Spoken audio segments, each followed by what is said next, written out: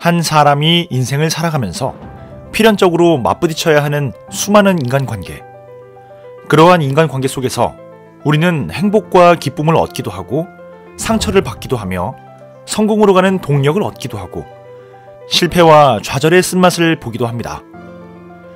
그러면 원활하고 성공적인 인간관계를 위해 가장 중요한 요소는 과연 무엇일까요? 여러 가지 요소가 있겠지만 그중 하나는 상대방의 감정을 읽고 함께 동조할 수 있는 공감 능력입니다. 사랑받고 인정받기를 원하는 마음은 사람의 본능이기에 수많은 관계를 맺고 살아가더라도 자기 존재에 대해 제대로 된 공감과 집중을 받지 못하면 누구라도 예외 없이 방전되고 아플 수밖에 없습니다.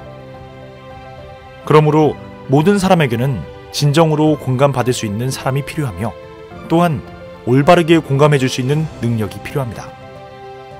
잘못된 공감 방법은 결국 본인과 타인의 감정, 나아가 인생에 이르기까지 여러 가지 해로운 영향을 끼치게 됩니다.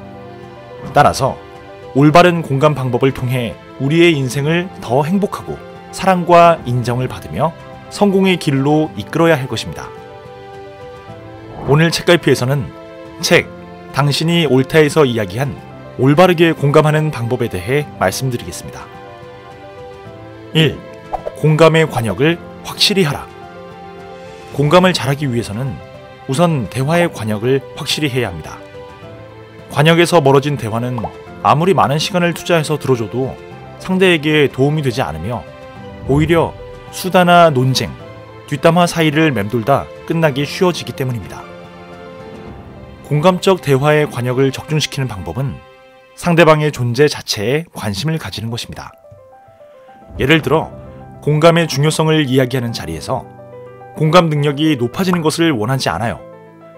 공감 능력이 높아지면 사람들에게 상처만 더 받을 것이 뻔하니까요 라고 누군가 말했을 때 당장 공감의 중요성에 대해 토로하기보다 상대방에게 그렇게 생각한 이유가 있는지 물어 상대방의 이야기로 관역을 돌리는 것이 더 중요합니다. 2. 공감의 경계를 지어라. 신체의 경계가 피부이며 타인이 이를 침범할 수 없듯이 사람과 사람 사이에도 경계가 존재하며 타인이 이 경계를 침범할 수 없도록 해야 합니다. 그러나 사람 사이의 경계는 눈에 보이지 않아 지키는 일이 어려운 경우가 많습니다. 그렇기 때문에 자신의 경계가 뚫려 피를 흘리고 있는데도 자신이 왜 이렇게 아픈지 모르게 되는 것입니다. 우리는 어디까지가 내 경계이고 어디부터가 네 경계인지를 인식할 수 있어야 합니다.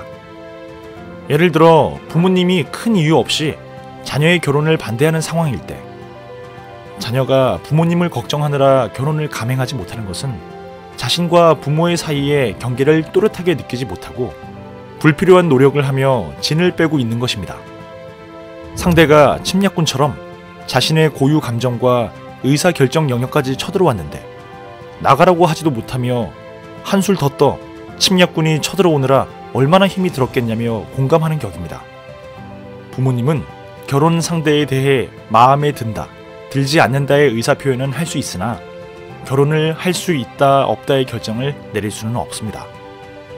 만약 결혼으로 부모님이 힘들어한다고 해도 자녀가 경계 바깥에서 도움을 줄 수는 있지만 온전히 자녀의 책임이거나 자녀가 제대로 된 행동을 하지 못해서는 아닙니다. 그 경계를 분명히 자각하고 서로의 몫을 깨달아야 상처받지 않고 문제를 해결할 수 있게 되는 것입니다. 3. 공감의 허들을 넘어라. 공감까지의 길목에는 여러 허들이 있습니다. 누구나 한결같이 공감받고 공감하며 살길 원하면서도 막상 그렇게 살기 힘든 것은 공감까지 가는 길목에서 여러 허들을 만나기 때문입니다. 그토록 원하는 공감받고 공감하는 삶을 살기 위해서는 허들의 실체를 알아야 합니다. 대표적인 공감의 허들은 감정에 대한 통념입니다. 사람들은 은연중에 좋은 감정과 나쁜 감정이 있다고 여기고 좋은 감정은 수용하지만 나쁜 감정이라 믿는 것은 없애거나 억누르려고 합니다. 그러나 감정을 애써 치우기만 하는 것은 상상을 초월하는 에너지를 소모하는 일이며 감정을 억제하고 살아가는 것은 기름이 새는 자동차를 운전하는 것과 같습니다.